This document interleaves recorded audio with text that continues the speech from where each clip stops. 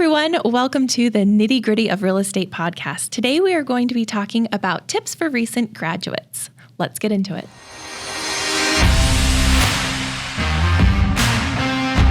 Thanks for joining us today. We are going to be talking about tips for recent graduates. Here today with me is Amanda Morton, a branch manager with Mountain America Credit Union. Thanks for joining us today, Amanda. Happy to be here. Obviously, we have a lot of recent graduates in our community here. So we wanted to talk with you today a little bit about some advice that you'd give them. You know, you see people coming in and out all the time. You see where, they make good decisions, bad decisions. So let's see how we can help these recent graduates that are just kind of starting out. Yeah.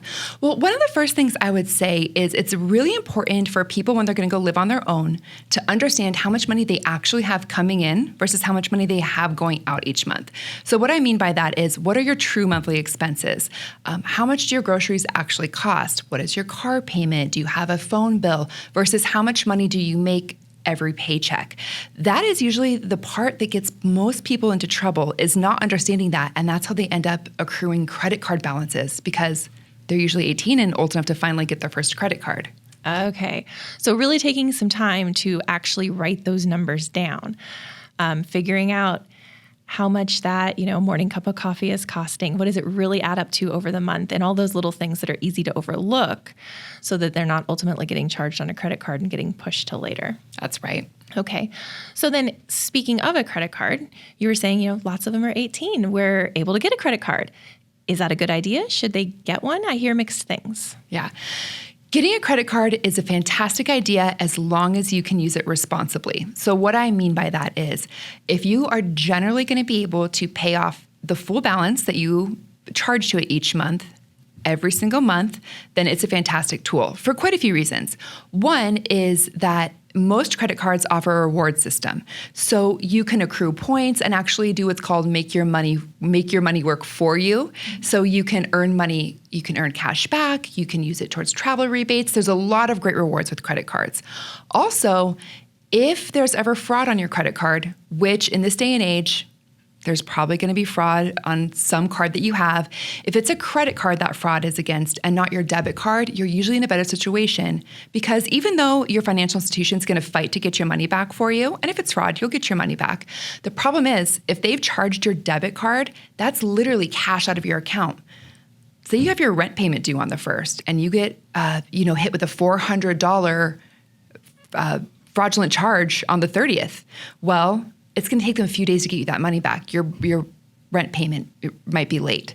If they do it on your credit card, well, it's just against a line of credit. It's not awesome. No one likes that experience, but you're going to be in a better situation because you're not actually missing money out of your account that you need to live off of. Hey everyone, we want to interrupt this episode to let you know that we are a Keller Williams Southern Arizona franchise. We are also realtors practicing equal housing. Now let's get you back to the podcast. Okay, so if it's against a credit card, you're going to have to watch while it sits there and gets rectified and figured out, but you still have the funds you need for those set payments every month that by now you know, because you've got them all on your little spreadsheet to figure it out. That's exactly right. Okay. So talking about it's a good idea if you can be responsible. What are some other things that we should do or make people aware of with credit scores? One thing I've realized is some people come back with surprises on their credit score because they didn't know it affected them. So what would you tell these new graduates to keep their eyes out for, to make sure that they're doing? Yeah, there's a few things that I see, both young and more mature people, mistakes that both people make. So one is, when you're young, you figure, it doesn't matter, my credit doesn't matter, I'll worry about that later. It does matter. Doing something like not utilizing your credit card properly can actually hurt your credit substantially, especially when you're newer to credit, because there's so few things reporting to credit. Let me give you an example of what I mean by that. If you charge up your credit card to more than 30% of your available balance, so let's just use $1,000 to make this simple, right?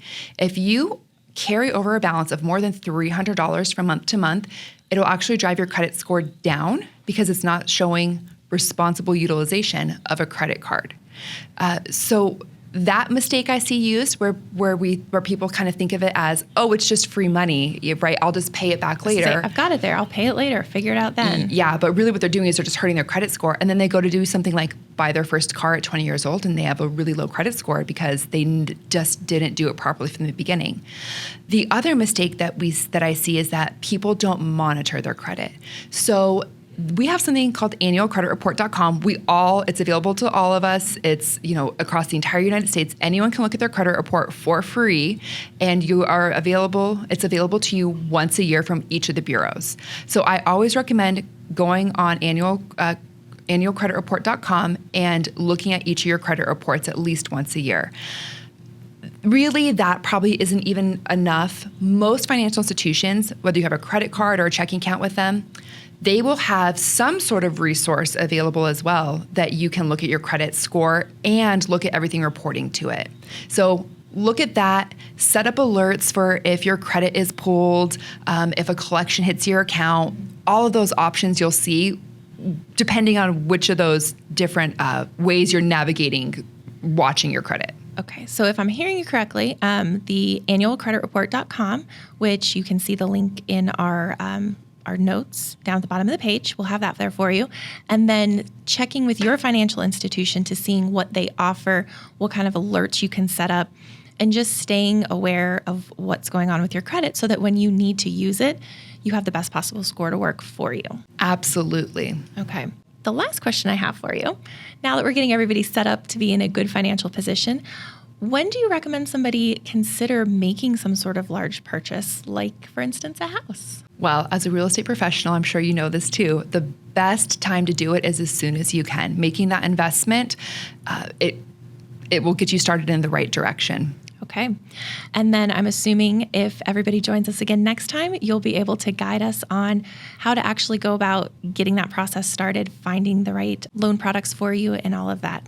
I'd be happy to. All right, great. Thank you for listening and watching the Nitty Gritty of Real Estate podcast here with the Tom J. Krieger team of Keller Williams, Southern Arizona. If you are interested in buying a home, selling a home, or even investing in real estate, we have 5,000 agents across the country that we can connect you to. If you need any free resources, feel free to check out our website at www.thetjkteam.com. We hope you have a great day.